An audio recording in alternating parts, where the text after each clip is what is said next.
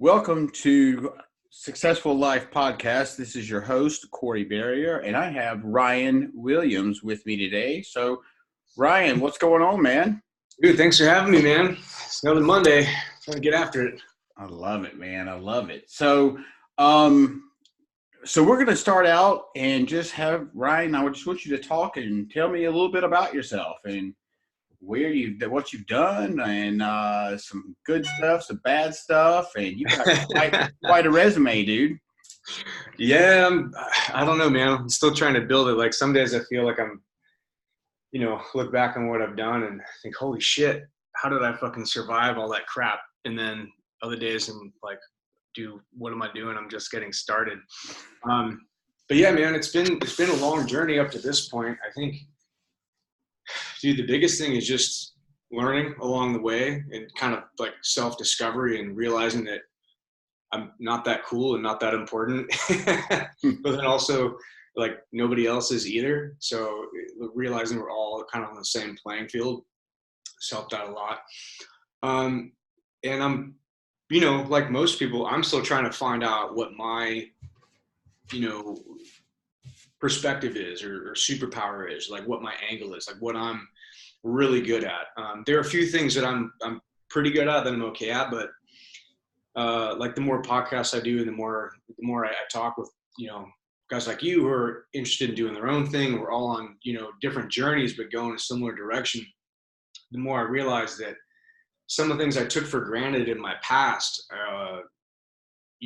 turned out to be my biggest assets. Like, for instance, growing up, I never went to any school longer than 2 years, like ever since I was, in diapers. I went to 5 different high schools in 3 different states, didn't graduate any of them, dropped out halfway through my senior year. And I hated it at the time because, when you're a kid, you don't want to go through shit like that. But man, the things that I was able to learn because of that have really helped shape me as an adult in more ways than I ever could have expected as a kid. And so it's going through those things that I just thought, like, they suck at the time and you're just a kid, so you don't really realize like how impactful some of these things are as you're going through them. But now looking back, I realized that was one of my biggest assets, was being able to go through so many schools and reinvent myself at every school I ever went to. Because, as a kid and as a human generally, you're constantly like, shedding old skin and becoming a new, better version of yourself. And dude, it kind of sucks. Like if you're stuck in school with a bunch of kids that have known you for 10 years or, longer sometimes, you kind of end up getting stuck in the roles that they have chiseled out for you. So you might do something dumb when you're like 12 and then, 5 years later in high school, and it still gets brought up by certain groups of people. And, it could be hugely impactful on the way you view yourself. So for me, I was really freed up from a lot of that. So I went from like, hung out with everybody from nerds to the jocks to the cool kids to the goth, like I hung out with everybody. And I was always able to play and dabble in these different areas because, I'd be a dork at one school. This is before the internet, of course. So like nobody would track me on social media. Can you imagine, dude? Can you imagine if social media would have been around when we were coming up, dude? Like that, it would have been a nightmare. Yeah, but that's the thing, man. I think a lot of adults discount that time when you're a kid as like, oh, you don't have any bills to pay, you don't have any real responsibilities, and they discount how hugely important the social aspect is of being a teenager, being a kid, and how that literally shapes your sense of perception, like self-perception and self-identity. Sometimes for decades, man. Like I talk to some people that are like my age, dude, and I'm like, 41, and I just had a conversation with a dude the other night, and he was stuck on something that happened literally 20 years ago, and he's like, man, I can't believe I did this, and I was stuck on that. And this is how he viewed himself, even though he's gone on to be very successful in other ways, he was still kind of stuck in this place in his mind where he thought that people viewed him one way, and he wasn't able to really kind of discover that it's not that important, that you move on and you're the only one that is really holding yourself back with that. But dude, it's a hugely impactful time as a kid, dude. And I think a lot of parents don't really understand how important it is to empower your kids to really explore and become themselves. With guidelines, of course, like I think it's crazy, but Well, it's that the was one of the programming, things. right? I mean, it's we're programmed at such a young age, and like you said, we're impacted by the things that happen to us, whether, you know, just for myself, like I was a fat kid, right? Yeah, For years, regardless, even though I lost the weight and I grew and became this person that I like in the mirror now. It took a long time for me to see that shit, dude. yeah, dude, exactly. That's exactly what I'm talking about. So yeah, I did all that, and then the reason that I went to Buds to be a SEAL was because I wanted to find the hardest thing that I could possibly do to test myself. So I was 19, and like I want to find out who I am, as a man, as a person, and that was like the hardest thing I could find. So I was like, okay, I'm gonna go try to do this. I didn't know if I could or not. I just trained my ass off and gave him my best shot, and I was just hoping that what I was willing to put into the program was more than the program was going to ask of me. And thankfully, I made it through a little bit of luck, a lot of hard work, made it through. I was a team guy for like 10 years and then got out and started my first business. And yeah, it's been a trip, man. So, like, I can't even imagine, other than just the stories that you hear, going through or going through Bud training. Like, I can't even imagine. I just can't even imagine. So, tell me about something that you remember specifically where it was one of those times where you were like, "Fuck, dude, I'm ready to throw the." I'm like, this time, I'm ready to throw the towel in. Yeah. It's funny, dude. Like I think everybody has like that one moment where they're like, fuck, maybe I'm going to quit, whatever. Everybody's experience at Bud's completely different because it's a very personal journey. It'll take you right to the edge of like who you are mentally and physically and, force you to kind of face your fears in a lot of ways. But for me, there was only one time that I thought about quitting. And that was the very first day. And the reason is because like I had read and researched so much about it before I went in. And this is, before the internet was big. It's 1997. So like there wasn't a whole lot of info out about it. So I'd read all these books and I'm like, oh, this is Hell Week. This is what it was. Oh, this is the centipede fucking swim or whatever. Like it documents the whole process, right? It laid it out and I'm like reading about it just like over and over again, like visualizing like, oh my God, what's it going to be like to be in there? And then trained as hard as I could, went through the selection process, got into Buds. And I remember showing up the first day and it's pretty like hardcore when you show up there. And I'm like this skinny, like, 19-year-old kid. I'm like, what the fuck am I doing here? And you get on the little duck feet on the grinder and they're yelling at you and you're like, fucking shit. Like, cause that was my first experience with actual Navy SEALs before. I'd always just read about them. And all of a sudden on the grinder and these dudes are like fucking yelling at me. I'm like, I'm gonna fucking die.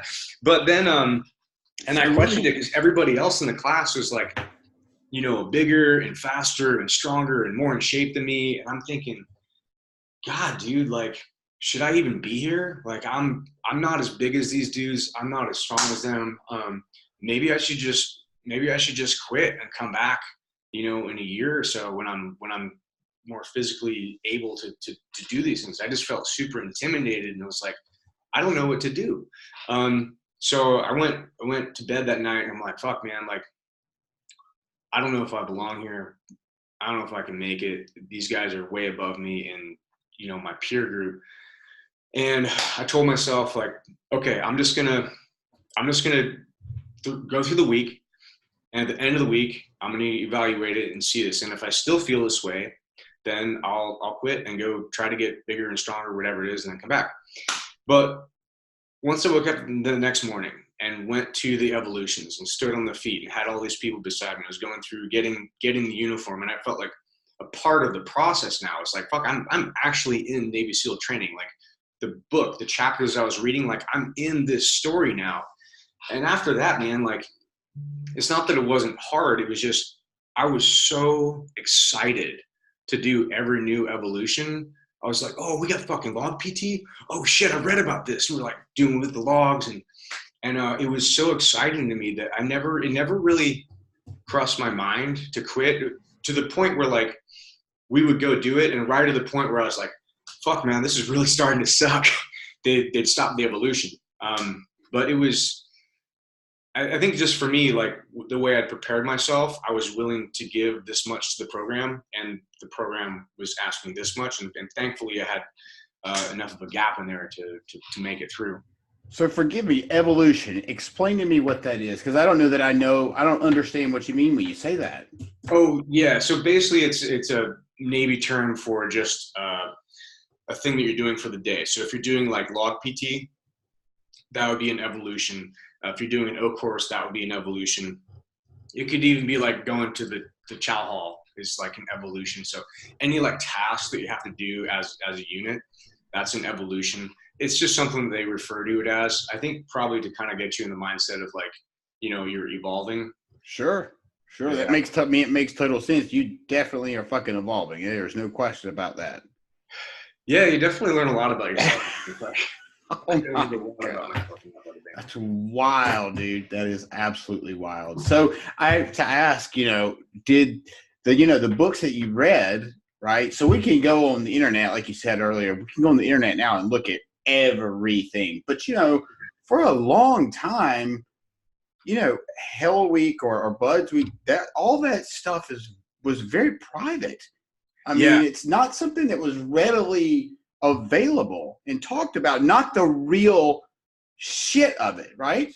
There wasn't a whole lot of information available. I think class 2, 3, 4, they had a whole Discovery Channel video about it, and they put together like a really, like went through every little piece of it.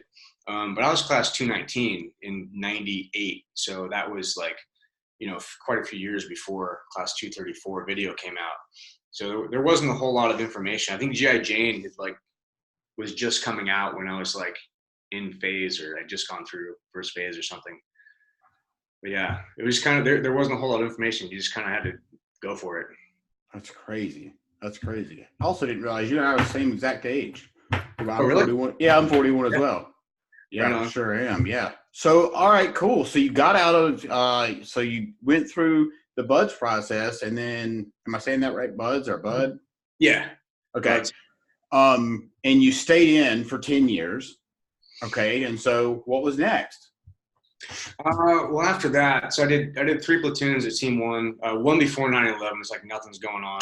2 after 9/11. And that put me like 6.5 years at a team.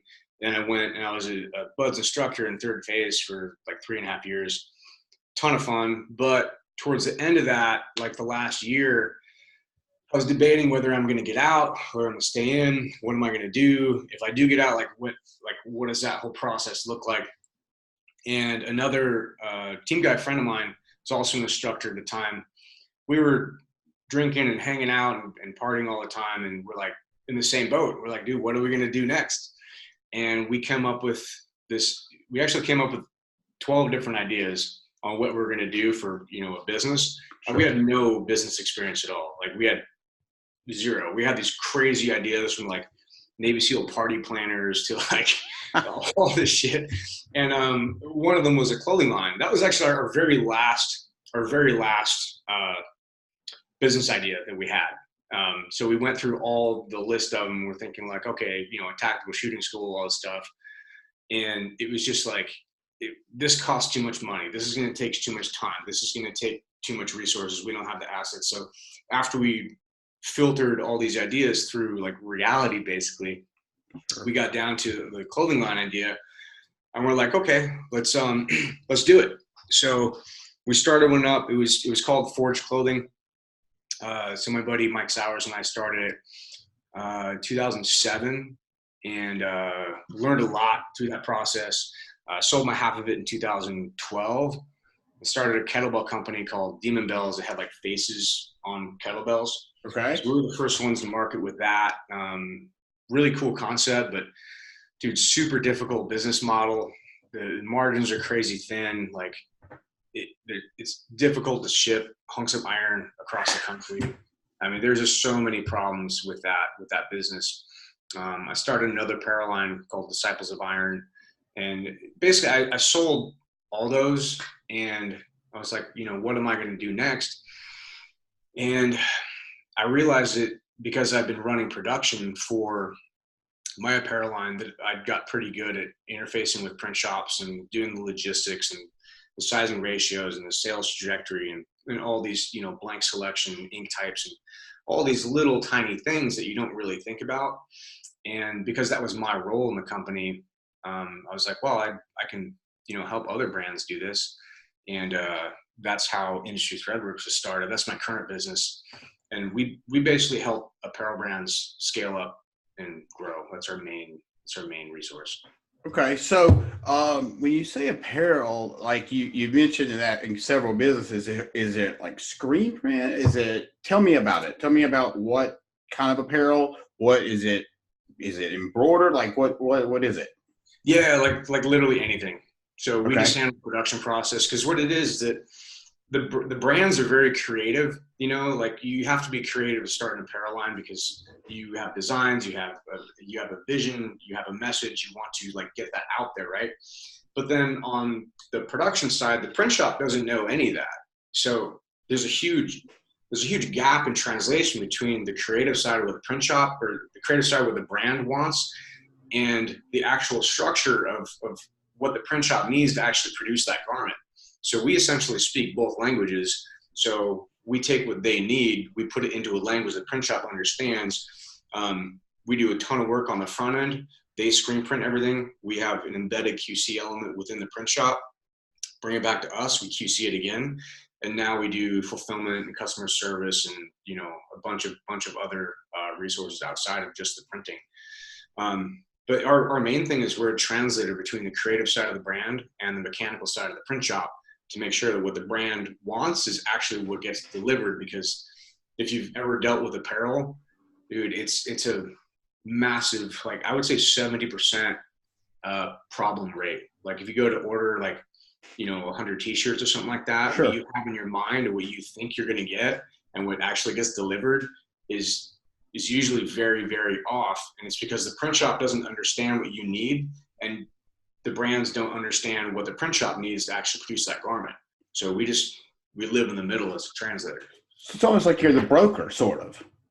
Kind Basically. of, yeah. And it's kind of difficult to explain, because this whole model, like it didn't exist before I created it. So it's good that we're the first ones to do it, but it's also difficult because we're having to blaze a trail. There is no standard pricing structure. There is no standard like set thing for anything. We're having to literally create the entire model from scratch as we go. But dude, it's exciting, man. Like this last year, we went from 4 people to 14 people in the office, and through that, like my personal journey in entrepreneurship, you know, with my previous brands, I was running them, or I was, you know, heavily involved in the actual process with my hands and everything. And now, as we're getting bigger and more people on our team, I can't do that anymore. Like we have people on our team that are better than I was, and they took the systems and processes that I created and they made them way, way better. So now if I were to go in there and start poking around, the machine breaks. So now my job that I was doing doesn't exist anymore. So if I wanted to stay where I was at, like I could do that and we'd have lower overhead and make more net, but I would never be able to get past a certain ceiling. And that's one of the big things I learned from the Arete Syndicate, was to think bigger. And I realized, like, man, I've been avoiding having employees for a long time. I didn't want to deal with learning to understand people, the communication, the whole thing. But a friend of mine told me years ago, and I didn't believe it at the time, but he told me, it's like, hey man, like, I know you want to go here, but you also want to avoid having employees, and you want to avoid being a leader and a boss. Like, you can only get so big before you're going to have to address these deficiencies and get better at leadership if you want to build a team to really scale up. And I was like, no, man, like I'm just going to outsource these things and do all that. But he was completely right, man. Like, we reached a point where I couldn't get any bigger with me, myself doing it. And I had to build a team. But to do that, I had to completely just pull away and throw away everything, every skill set that I had personally developed. And I had to start fresh and build an entirely new skill set of being a leader. Which is interesting because even in the SEAL team, like I was not a leader. I was like a regular E5 machine gunner and a sniper. Like I wasn't in a leadership position at all. Even as a buzz instructor, I was an E6. I wasn't in a leadership position. I avoided it. I didn't want the responsibility. I was happy just kind of doing my thing. And it was the same way in business until I got in a syndicate and I was like, fuck, man, like this is not cutting anymore. I want to go here. And now I'm like, oh shit, I can't do that by myself. I can't do that. I have to completely change everything. And it's been exciting, dude, because as far as like personal growth, I understand things now that a year and a half ago, 2 years ago, I would have completely disregarded. My perspective on things has completely changed. Give us a couple examples. Give me a couple examples of like maybe some of those times when you can remember back at a year and a half and you're like, okay, so, you know, I guess a defining moment, I guess you could say. What was a defining moment that said, when you said, you know, I've got to,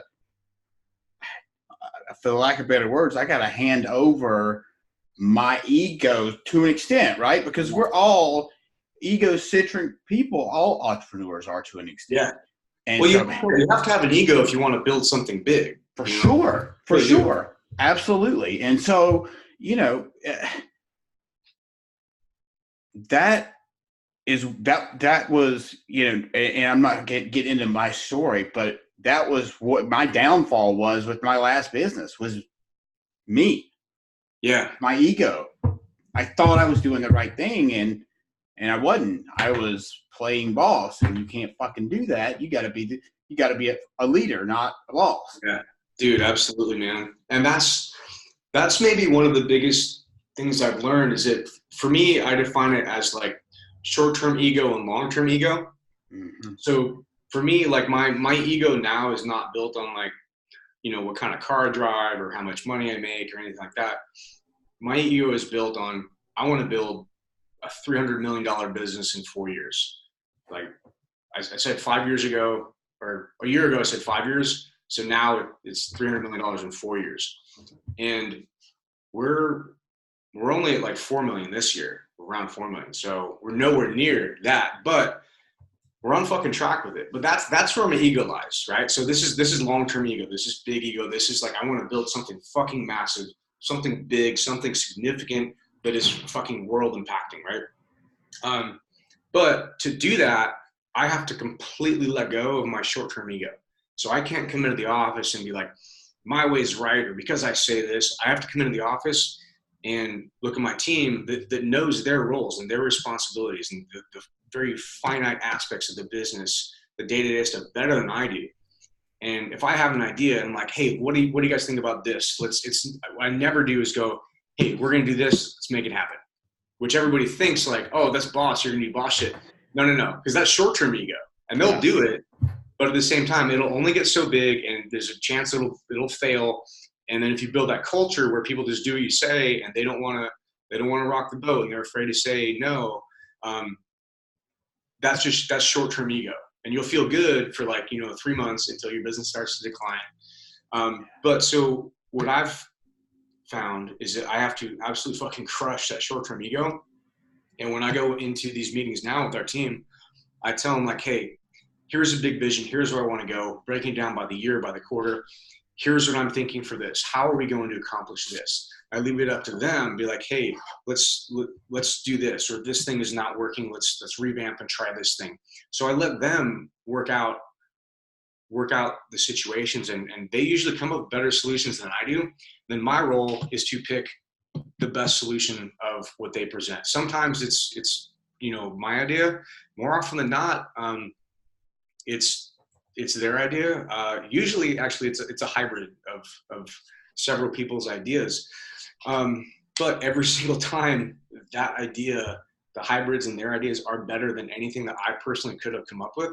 So if you have your ego tied up in short term, like I gotta win every meeting, I gotta be the best at every meeting, like, yeah, you'll have little wins, but they're just in your own mind. They're just in your own ego. That's all you're feeding. But you'll never be able to build something fucking big, because the only way to get to this point is through people. And you have to have a solid team. You have to have a smart team, competent. You have to have a great culture. You have to build something that people want to be a part of, and nobody wants to be a part of something if the guy in charge is a fucking dick, Yeah. So it's been, for me, segregating between short-term ego and long-term ego has been an easy way to kind of segregate them in my own mind, because I still have to have my own drive and want to go build something and go hunt and kill and fucking build, But if I bring that in, like, I want to win the meeting, girl, it's over. It's over. Yeah, because, once you show up as that guy that has to win the meeting, then your people, and you hit on this a second ago, your people, they stop speaking up. Yeah. And that fucking will crush, not in a good way, crush your damn business. Yeah. Because your people are what you depend on. And if they're scared to say anything contrary to what you think, what they think you want them to do, well, you've kind of pigeonholed yourself into a no-win situation. Yeah, exactly. And then you'll never get better than yourself. You know what I mean? Right. Yeah, you'll never get better. But dude, in the last year, we've had every person that we brought on has made a significant change or contribution to our systems and processes, to the point that, like, every single person has done something that has either, like, completely 180 reversed our things or reduced our inefficiencies by like 60 to 80%. And wow, it's amazing. And these are things that I wouldn't have even seen, but they come in with fresh perspective, and we empower them. And one of the first things I tell every employee when they come on is like, I built this initially, but this is not the way that we're going to go forward. So you're going to know every part of this business, and specifically your role, better than I ever will. If you see any inefficiency, if you see something that could be done better, I want you to immediately tear it all apart and recreate it in the better way. Sure. And so we built our entire culture and our company off that. And it's one of the main reasons that we have been able to build like this massively efficient just production machine that works like, dude, it's fucking world class, man. I love it. It's one of the things that I am most excited about, because it's one of the things that they're most excited about. And as we come into work today, and it's like, dude, the fucking energy in here, like, there's no place else I'd rather be. Like, I don't want to go on vacation. I want to come to work. And everybody else, like, this is where they want to be too, man, because we're building something together. So talk about the energy portion of it, because I think that's such a huge, huge thing. If you've got, if you've got great employees that have a good morale and their energy is really good, you just hit on something that I think is so key that a lot of businesses do lack. And when you go into a business, if they lack that energy or not, if the employer or whoever it is, if they want to be there, and if they don't want to be there, because they just don't give a fuck, or they really, really do give a fuck. And that's a huge difference in how your business runs. Yeah, absolutely. And that's one of the biggest things I got out of this last Arete Live event was the realization that my role in the company is, always shifting and changing. But right now, my biggest role is cheerleader for these guys. So when I come in, and here's the thing, I had to preface this, like my natural default like mentality is very like almost like an engineer, like very, very numbers driven, almost like a Vulcan, right? Like that's just how I operate. I don't need extra superfluous. Even when I talk to my wife and all this stuff, I'm like right to the point. Give me the information I need. I'm gonna give you the information you need. No, please, no, thank you. Like, you ever seen like the wolf on Pulp Fiction? Like, Who's the wolf? he's like, I mean, I've definitely seen Pulp Fiction. Which I forget the exact quote is, but he's like, the guy's like, well, please would be nice. He's like, hey, I don't have time for please. I don't have time for all this shit. I'm here to get you. I'm here to do a fucking job. So pretty please, just you're on top, like do your fucking job. So that's my default mentality, right? So that's why I'm really good at being efficient with stuff. But at the same time, I had to understand that nobody else in my team is like that. Not my wife, not everybody else. So when I come into the work or the office, I'm driving the energy for the day. So if I come in and I'm just like in my lane, not realizing I'm impacting people, I come in, I do my thing, I get information, I go to work, I do my thing, and then I have meetings and this and that.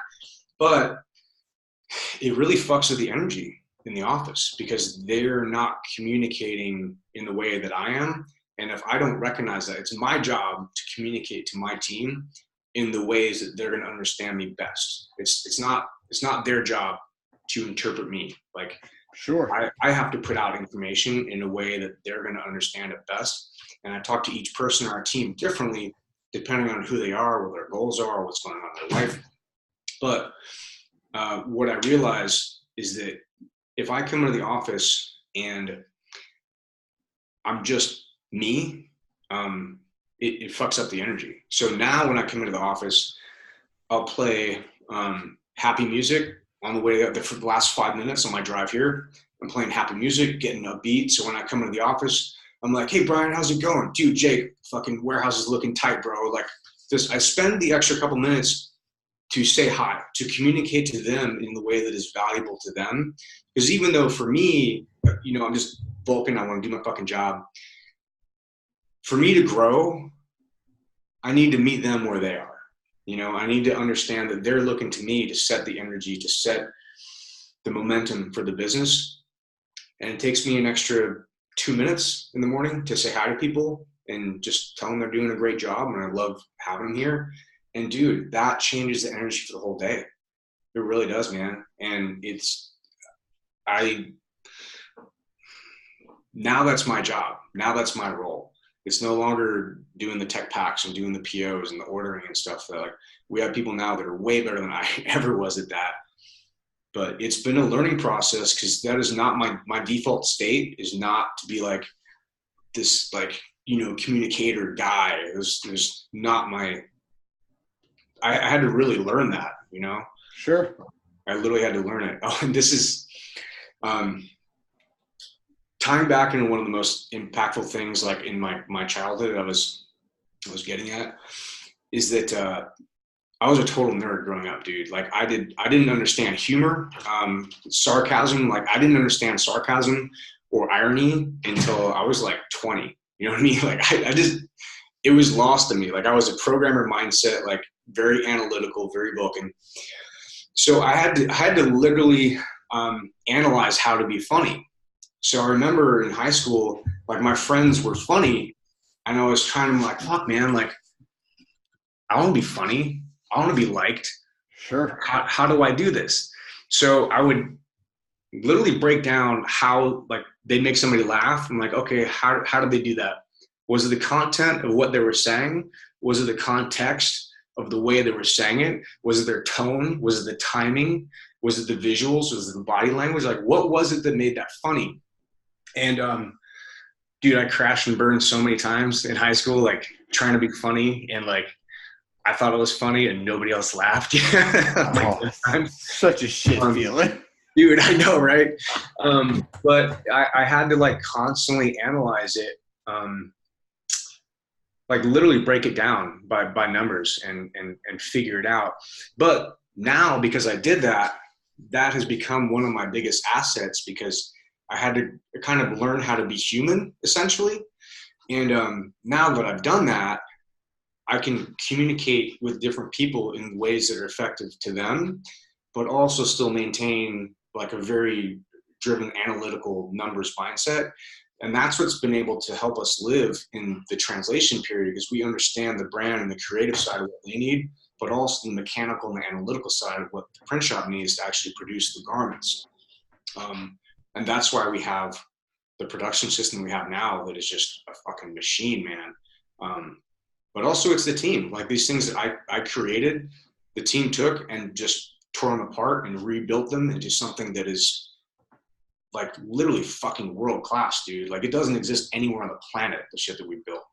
And it's one of the things that I'm most proud of, man. The machine and the people that are building it.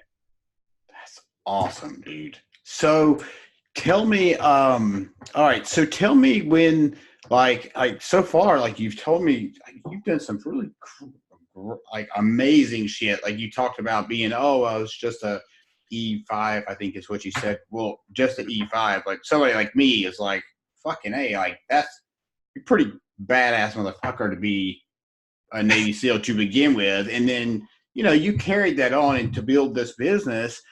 When did you feel like, you know, because look, in business, we fail. We have to fail. You know, there has to be lessons learned. And so what was, I don't know, maybe a super costly mistake that you've made in the past that really sticks out, or just a massive fucking flop? Oh yeah, I've got one for you. So I hate using the term failure because I've done a lot of things. I've tried a lot of things that just didn't work, you know. Sure. But none of them were failures, right? But I think like something that doesn't work only becomes a failure once you stop trying. Yeah. You know, so I don't like to use the term failure, and also because of mindset. Like I just don't like having that fucking thing in my head. It's like ringing the bell in Hell Week to say you quit. Like I just don't even want that fucking thing near me. Totally. So I personally just don't. Not this bad. Just like Sure. my personal perspective, I try not to use that word because I don't even want it in my fucking mind. Lessons. I've tried a ton of things that just don't work, or that were dumb ideas, or you know, thankfully I quit and stopped doing them. But the one thing that comes to mind with this is when I had the kettlebell company. This is 2000, I want to say 10 or 11, and my business partner and I had a running joke that we had our day jobs and then we volunteered at a clothing line that we were building because it wasn't making much money. We weren't like pulling any money out. So, but we're getting all these things. I was learning about business. And so I had this idea. I actually looked for it online. It's like, I want a skull with a kettlebell handle on it so I can swing it. That just sounds like an awesome idea. Sounds cool, right? I'm like, so I'm gonna go buy one. Turns out nobody made them. So I was like, well, I can't be the only one that, you know, wants this thing. It's pretty neat. So I found a person that could create the molds. We did the weight casting, made some samples, the resin cast samples. Looked really cool, but I didn't have anybody produce them. So a friend of mine had a contact in China that could get them made. I'm like, okay, cool. The initial order is going to be $60,000. And this is also the time, like, I was going through a breakup with a chick. I bought a house with a stripper. Yeah, I don't recommend that. Not a good financial move. Oh my God. Her credit sucks. So she was on the title, but not the loan documents. I thought that would be a good idea for some reason. So this house is going in foreclosure. I'm going through all this shit. I'm like $20,000 in credit card debt, like no money to my name, living paycheck to paycheck. But I had this idea, and I had these resin casts of these really cool, we had 4 different ones, really cool faces on, like, you know, kettlebell faces. In fact, I'm going to have somebody go bring one in real quick. Yes, perfect. Hey, Irving, could you go grab some of those resin casts, not the heavy ones, but the resin cast kettlebells in there? The resin cast kettlebells in there. They're under the table. He's going to grab one of his kettlebells. This shit's gonna be cool. And so I'm like, all right, I have no fucking money, like less than no money. I have negative $20,000 in money. Right. But I have this really cool idea. And we have these resin casts, and I think this idea is going to work. And the minimum order we had to put in was going to be $60,000 to put this in. And I'm like, how much do I believe in my own shit? Like, Right. how much do I believe in this? So I put the order in, and it's going to be 3 months to get them made. So we had a 3-month lead time, and I had 3 months to come up with $60,000 to pay for the order. So by the time, I think you're bringing it right now. Yeah. Oh, awesome. Yeah, thanks, man. Just these two. Thank you. So these were them. So, oh man, I love that. Dude, they're so cool, right? I love That's these. cool as shit. These are just resins. That's why. I was about to say, I was like, man, that looks like it weighs 100 pounds, but not when you lift it up. Yeah. So I had these, and so I posted them up online, made a website. We're taking pre-orders, said very clearly, like, hey, this is a 3-month pre-order, long ass time, but there's nothing else like it on the market. And it was a huge gamble, dude, because like if they didn't sell, I didn't know what I was going to do. I had no money. I couldn't cover the 60 grand. I was negative 20 grand in debt. And so thankfully we got enough orders to cover the pre-orders that came in. And I remember we finally got them off the truck. Big tractor trailer comes in to my buddy's shop. And there's like 7 pallets of these kettlebells in there. And I'm like, yes, my idea is finally here, And I go to pull one out. And I'm like, oh, fucking cool. Like, just this flood of emotion, like this big gamble, right? And I'm like, fuck, it's going to work. I pull it out. I'm like, yes. And then I'm like, cool. And I pull out the next one, and it looks like total shit. And I'm like, holy crap. Like, because they're supposed to be sand casts, which is like very fine, almost like old school weight, old school weight. Yeah. Okay. Like old. Pretty smooth. Sure. But the second one I pulled out looked like the sand cast with gravel. Like there's like divots in there, and there were spurs on it, and it was just like completely fucked up. And I'm like, holy shit! Like I can't sell this. Like what am I gonna do? So through this whole process now. Now I've got $60,000 with kettlebells, and I've sold, I think I sold about 30% of them to make enough money to pay for the pre-order. And I'm like, holy shit, man. Like, so it turns out I got this big tractor trailer full of shit. We pulled out all of them, and we organized them by ones that were good, that were sellable. And we sold those to customers and fulfilled the orders, and we're all good. And the 2/3, we're like, what am I gonna do with these? I had no way to sell them. Like they weren't sellable the way they were. I was like, shit, man. I don't know how to do this. I'm gonna have him grab another one. Though. Yeah. Could you grab the silver one? It's all metal. So what we ended up doing was I the ones that we couldn't sell, I put into 2 categories. Ones were just complete junk that were unsavable, that there's no way we could fix them. And we just threw them straight in the recycling bin. Like they were just toast. So like 30% of the whole order was just done, like a total write-off. And then the 30% that were in the middle, well, I'm like, okay, I can save these, but they were powder coated. So but they had like a burr on them, right? So I could grind the burr off, but now I'd have to re-powder coat them. And that's so expensive, like it would cost me more than they were even worth. Right. So I'm like, dude. Oh yeah, sorry, this thing's heavy. Yeah, it's this one. Perfect. Thanks, bro.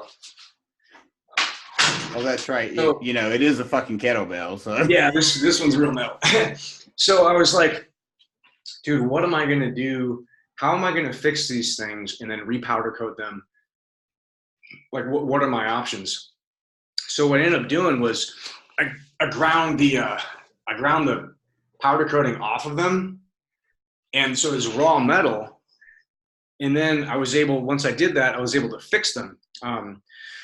So I would take an angle grinder to them. I would hand file them, get all the burrs off, weld up parts of it to fill it in. And this is before the CrossFit Games in 2014, I think, maybe 12 or whatever it was. So I had a deadline of like, I had to get these to the CrossFit Games. We had a booth there and like we had to get them there. And so I had a deadline in like 2 weeks, and I had to take like a couple hundred bells and hand grind all the powder coating off them, hand file all the stuff, weld them up, do all the stuff. But the ones that were finished looked way more badass than the original powder coated ones. So I was able to sell them for 3 times the cost. What? Yeah. So we were selling them for like between, $250 and $450, depending on the size. Sure. And like custom stamped numbers in them and had a little signature on them. They were like, they would clear coat them, like they looked badass. That one looked cool as fuck, dude. Right. Yeah. They worked out great. But that was definitely like if I would have just taken that thing and counted as a failure and like, oh, well, I guess it didn't work. Like, sure, I would have been completely fucked. The whole business would have just failed. But through the process of just pushing forward and looking for creative solutions, and like, okay, my original plan wasn't going to work. Here's the assets that I have. How can I plug these assets in to find a solution for these things? And we ended up making way more money on those. I found a different supplier here in the US that was able to get them done, like really high quality stuff. And then we, grew that company for a couple of years. And then I sold that. That must have been 2012 because I sold that company in 2014. All right, so hold on one second. So you had them remade. Now, did you have them remade as the new badass model? Of course you did, because it was a fucking 30% more. You could sell them for 30% more. Is that right? Isn't that what you said? Well, we could, but it was so time intensive for me to do that that I couldn't have the time to do that.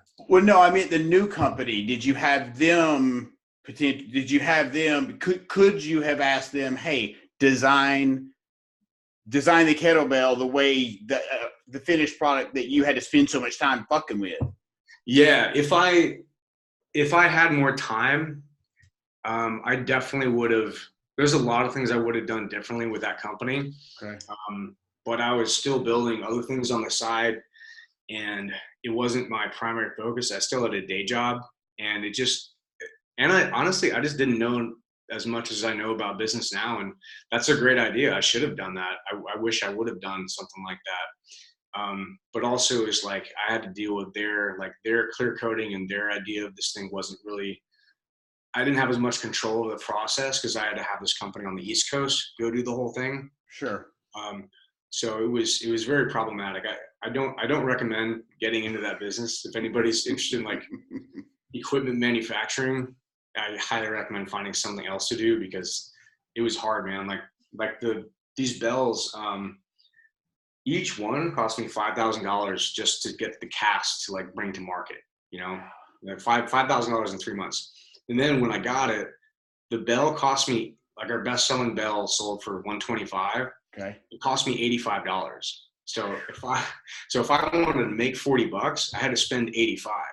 Damn. It was really hard to do that. And then I had to ship these hunks of iron across the United States. Like it was very problematic. And also at that time too, like kettlebells were really really popular, and there's dudes with like Russian accents that were really getting into like, if you had a Russian accent, you could sell a ton of kettlebells. But because I didn't have a Russian accent, nobody wanted to listen to me. So, and dealing with kettlebell people, especially at that time, was very difficult. It's just that they're difficult people to deal with. So I was happy to get rid of that company. So that's, it's a perfect example of like, your back was against the fucking wall in a terrible way, and you had to think outside of the box. And that's what you have to do in business if you're going to succeed. Yeah. It was dude. Like I had to fucking find a way, man. You know what I mean? Like had to swim. Hell yeah, absolutely. So let's talk about a couple other things. What is currently, what would you say? And I know, so the word fear, I fucking hate the word fear, but guess what? everybody lives with some sort of fear. Oh, yeah. Unfortunately, you don't have to live with it for longer than 2 seconds, but we all have some kind of Yeah. fear, so to speak. What would be that for you?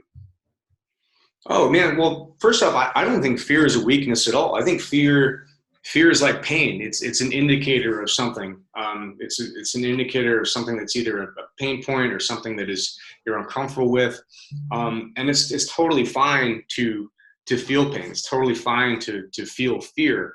Um, but you also don't want to let that drive your life, you know? Sure. But yeah, there's a ton of things I'm afraid of on a daily basis. I'm afraid of letting my team down. I'm afraid of, I'm afraid of failure. I'm afraid of, this whole company going under for, whatever fucking magical reason. Sure. And then, our whole team is looking to me and they trust me in this big vision to build it, and like being like, well, fuck, now what? That's my biggest fear. Sure. And I mean, how do you overcome it? How do you overcome that? Because, and I think, if I think I know it, if you're going to answer the way I would answer, I would. So go ahead. Sorry. Go ahead. I How think do you you have to overcome do that? it anyway, man. It's like there's no point. Like you can acknowledge the fear, but there's no point in dwelling on it because the fear itself is just an indicator. You know what I mean? But you don't have to live by it. It's kind of like a warning sign, like, hey, don't go above this many revs, your engine will blow up. Like, okay, cool. The rev limiter's at 7,000. I'm going to take it at 6.5. You Sure. know, and I'm totally fine with that. That's how you live life. I'm not interested in fucking idling around my life in the universe. Like, I want to go flat out as far and as fast as I can possibly go. Yeah, and with that, you go fast, you risk crashing. It is, but you just gotta pay attention and be a good driver, and listen to the car, maintain your engine, maintain all these things. Like, but no, man, I think everybody's got a fear of something, or fear of. I don't know anybody that's fearless. No. Not at all. Maybe Rob Dyrdek, because his motherfucker like gets bit by sharks and shit. He's that dude. I like his story blows my mind. But like, so what? So what? I guess the fear of failure. I think probably haunts most people.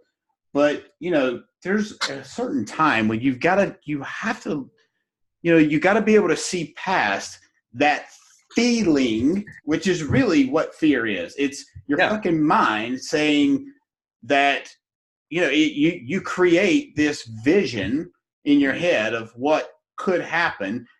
It actually isn't happening. Mm-hmm. It's just a fucking thought. Yeah. Right. And then you feel whatever that thought is of whatever it may be, crashing your car. And then lots of times you fucking follow that path if you continue believing that way. Yeah. Yeah, man. And fear is just and it's usually like the worst case scenario that you're afraid of. Sure. But the worst case scenario rarely happens. So if you live your life by like, what if the worst case scenario happens, dude, you'll never get out of bed. But at the same time, a plane could crash into your house. You know what I mean? Or somebody could drive over your lawn and crash. Like, plenty of people die in their house. Sure. So I think like it's healthy to have an understanding of the dangers out there. But also, dude, everything's fucking dangerous. And you got to just go out and fucking live, dude. And if you die doing what you love, then what I don't understand is why people are so afraid of death, though. That's the thing. It's like being afraid of the sun coming up in the morning. Like, the sun's gonna come up. Like, you're gonna die. Like, you're not gonna live forever. So why I don't understand why people live their life in this such like little bubble risk mitigation thing. Or like, I'm just gonna save for retirement, and then I'm gonna go to Boca Raton and spend the last 15 years of my life like chugging along there. Like great, you reduced your risk a lot, but like, what are you really getting out of that? Like, what's your benefit? Have you really lived a full life? Like, no. I don't know, maybe, but that also depends on what your version of success is. Like, exactly. I think that's the biggest thing. It's the biggest failure that people don't do is they fail to map out what they really want in life. And especially on social media, they end up chasing like, well, this guy has this car, I want that. This guy has this house, I want that. This guy has this hot wife, I want that. Without really understanding, like, do you really give a shit about a house? Are you really a car guy? You know, like, what is it that defines success for you? And then knowing yourself, and then building your life around that. Tim Ferriss did a great job of that with the 4-Hour Work Week, kind of like mapping out how you want your life to be, Sure. and then building a business backwards from that map, which is way easier, you know, because I see a lot of times people like they chase success and, you know, monetary success, and they get it, and dude, they're still fucking miserable. You know, they're not happy. They have more cool shit, but if that's not the stuff that makes them happy, then why spend the effort to go out and get shit that to impress somebody else that you don't even know or care about? Right. Or Yeah. it's temporary, you know, some things like, you know, if you go out and you buy a new, whatever the fuck it is you want to buy, is there some pleasure and some fulfillment in that? Yes, temporarily. But guess what? You know, in 6 months, that fucking brand new car is not going to feel, it's not going to feel the same. It's not going to be the same. It's just not going to be the fucking same. So, yeah.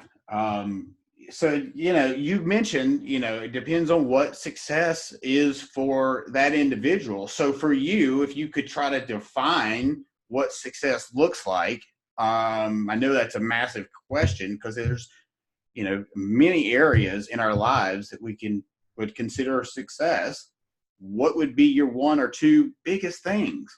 Yeah, well, for me, it's super easy, and it's because I've known this my whole life. Like I said, I'm very Vulcan, so like I just want to have the freedom to do whatever the fuck I want to do whenever I want to do it. I want to have the freedom to experience life in any way that I want at the drop of a hat without anybody being able to say no. And I never want me to say, oh, I can't afford that or I can't do that. If I want to go fly up to the fucking North Pole on a G5 and put on an Eskimo suit and take a picture on the fucking a selfie on the North Pole, I want to be able to go do that. You know, I want to have that experience. That would be a cool life experience. Now, I can't afford to do that right now. Absolutely not. But my goal is freedom, right? 100%. That's the only reason I do anything is the freedom to live my life any way that I want to. Now, money is the only thing that you can basically liquidate that can do anything that you want it to do. It's the most versatile thing for any platform.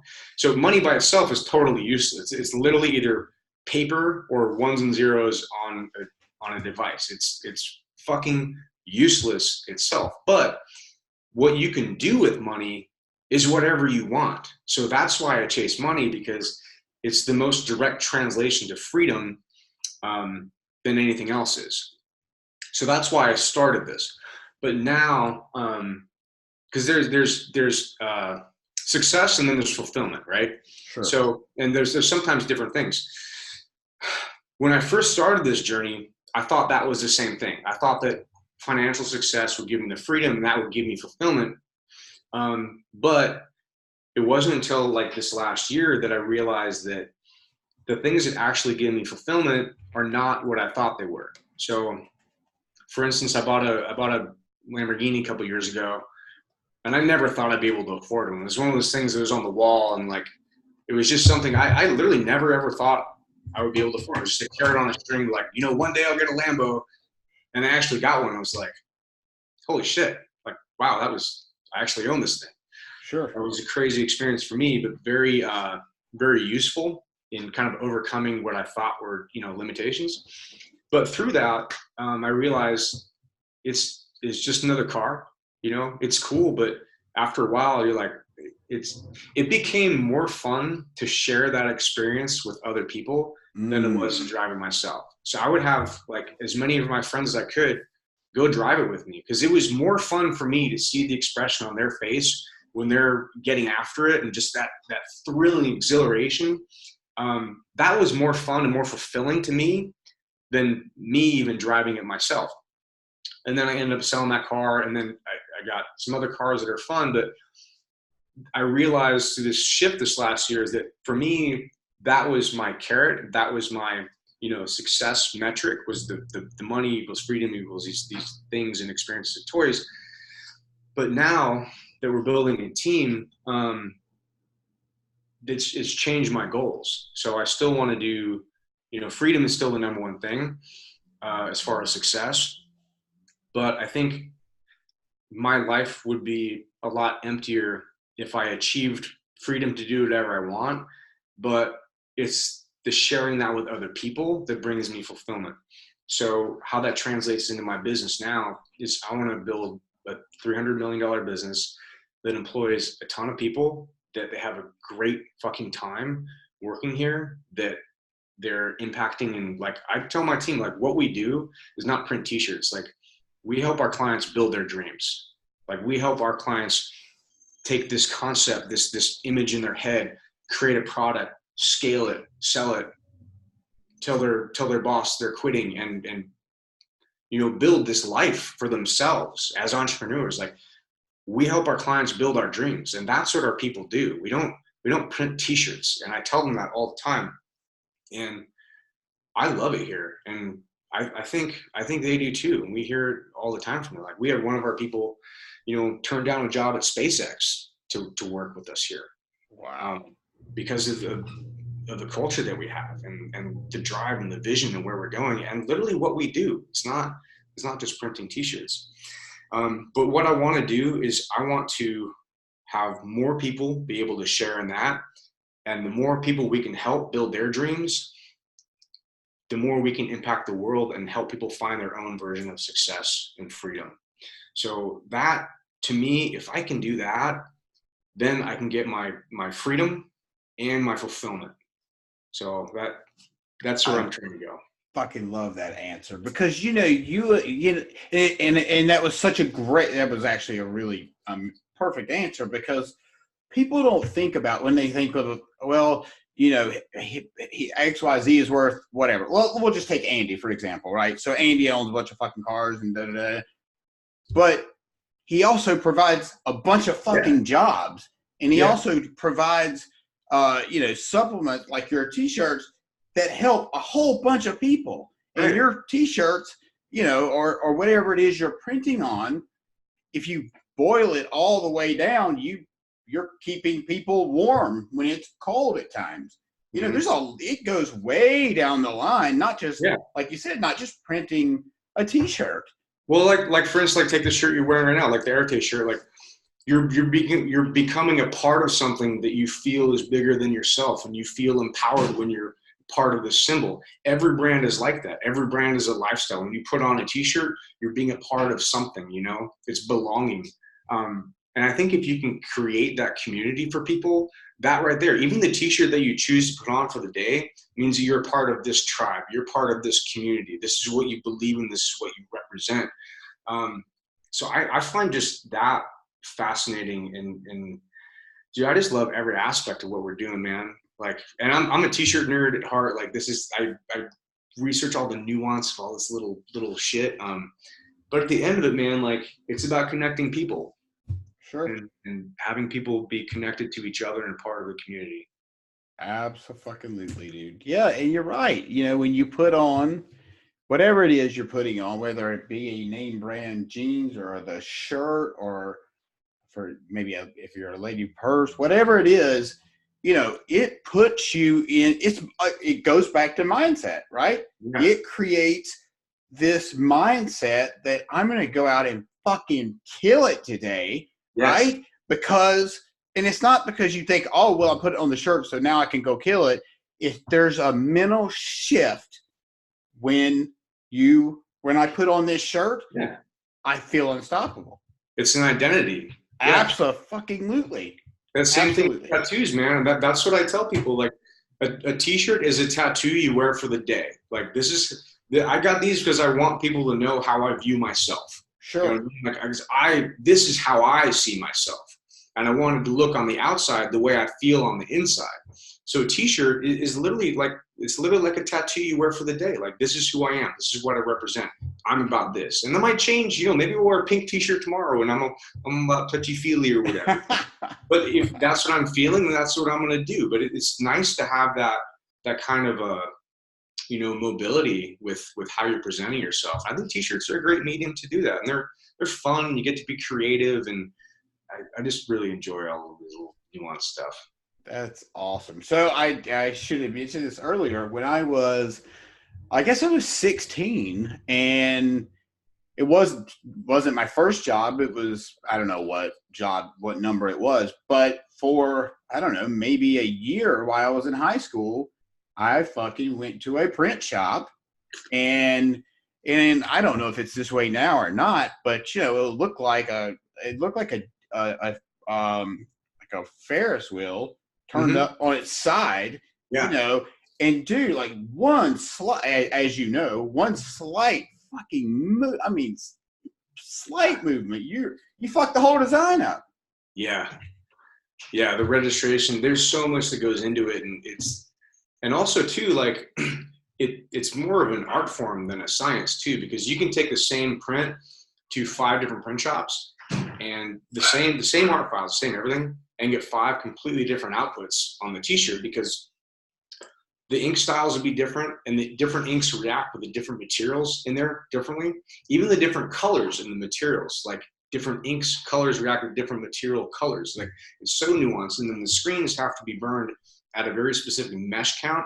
And even the squeegee that comes down, this has a specific radius at a specific angle with the pressure, how many times you go over it, whether you do a flash on it. It gets like really, really in depth. And that's why it's super important to have a shop that has the experience to know, like, hey, this is how you want the print to come out. We need to do these processes to make sure that's actually what it looks like on the back end. But people don't understand. They think, well, I'm just gonna go to the corner print shop and get it done for cheaper. I'm like, well, you're gonna get something done. It's probably not what you want. Right, or ordering it off of the place. I can't think. Vistaprint. Like, yeah, I just don't. Why the fuck would you order a T-shirt from Vistaprint? I don't understand. Yeah, well, it's super convenient, man. You know, especially for one-off stuff. Because we don't, like, for setup fees. Like, for instance, this one is a 2-color print. So if we're doing like one T-shirt on this, we'd have to pay, you know, $50 for a setup fee on that, probably right. 75. So if we print one T-shirt, it's like an $80 T-shirt. You know, sure. Yeah.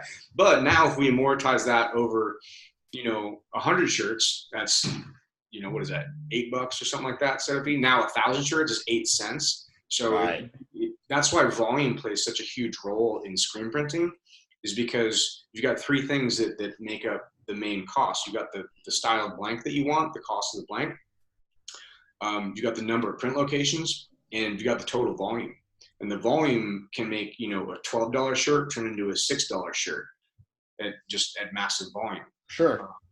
So there's so much that goes into it, man. But like I said, my mindset from the start is like very analytical and numbers oriented. So like what you see on the front end of like our social media and our website, on the back end, dude, it's like the fucking Matrix, dude. There's all these things going on. I love it, man. I geek out on stuff. Fucking awesome. So I guess we should probably wrap up. I feel like there's one more thing I'm just looking, you know, I guess the biggest thing is what contributed, like what would you say is the number one thing that contributed to what makes you who you are today? Honestly, just constant progression, constantly learning and trying to improve, and not resting on what I did in the past, and recognizing that if I want to grow and build and do shit at a world-class, massive level, I'm not good enough to do that yet. I'm not smart enough. I'm not, you know, the best leader. There's holes in my game everywhere. We're really good at a few things now, but we're not nearly at the level I'm going to need to be personally to lead a $300 million company. You know, I'm not, but I will be in 4 years. And it's the same thing. Like I don't talk much about being a team guy. Like this is the most I've talked about team guy stuff in probably like a year. Yeah. Because for me, like it's something that I did, and it was impactful in shaping my vision of myself. But it doesn't really help me in my day to day in this business now, and it's not really relevant to a lot of conversations I have these days. So I don't usually mention it. And like, but here's the thing. It's about constant progression. So like, I want Navy SEAL to be a footnote on my tombstone, not the headline. Sure. Does that make sense? Like I 100. always want to be doing more and bigger and better and getting better and getting fitter, getting faster. It's never good enough. It's never good enough. And it's not to say, like Ed talks about this, like, it's not to say that I'm unhappy where I'm at. Like, I think I'm a really good person. My wife is fantastic. Like, we have 2 dogs and 2 cats, and they're all rescues. And like, I fucking love our fur family, dude. I love our work family. I fucking love life, dude. Like, we have a great fucking life now. If I unplug now, I'm happy with the life I've lived. Cool. It's not all I want to do, though. You know Sure. what I mean? I still have all these things I want to go do and build and see and experience. But at the same time, like, if I had to punch out today, I'm like, you know what? I think I did as much as I could with, the opportunities I had. I probably left a lot on the table, but that's what I'm trying to make up for now. And just, like Ed says, max out the version of, who I could potentially be. So Yeah, absolutely. we'll see, man. I don't know where I'm going, but Jesus, I just don't want to stay the same. Talk about Yeah, fear. no. My fear is to fucking have some place in my past be the best I'll ever be. Yeah. Yeah, I've never really looked at it that way, but you're right. You're absolutely right. That's really fucking cool, dude. I really appreciate you, dude, taking out the time. You know how long we've been talking, but like, I've enjoyed it, dude. It's been awesome. Dude, thanks for the opportunity, man. Dude, like, for I'm sure. Thanks I love it. Absolutely. Sorry about the email, but yeah, last night I was like, for me it was late. Like I got to bed at like 8:30 and get up at like 4. So dude, I got your message like 2:30 this morning, bro. I'm like, holy shit, you're grinding. Yeah, dude, that's when. So I got to get set up for the day, right? Like, I mean, we have, man. I don't know if you went through 75 hard or not, but I still read and I still go through a journal every single morning, and I do that because I know what it's going to produce for me for that day, and I also know if I don't do that shit, what it's going to produce for me for that day, which is shit. Yeah. You know what I mean? So, well, dude, thank you so much. And, of course, I'll personally let you know when it's going to, when the podcast is going to drop. I've got to do whatever I got to do on the back end and all that good stuff. But, man, thank you so much. I do appreciate it. It was awesome.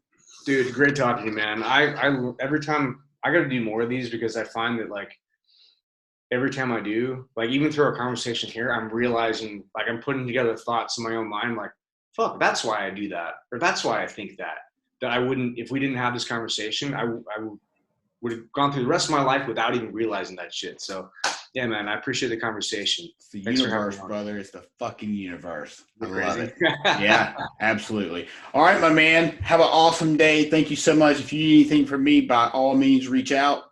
I'll do whatever I can for you. Awesome, man. Same. All right, brother. Thank you. All right, later. Later, dude. I have to figure out how to turn this thing off.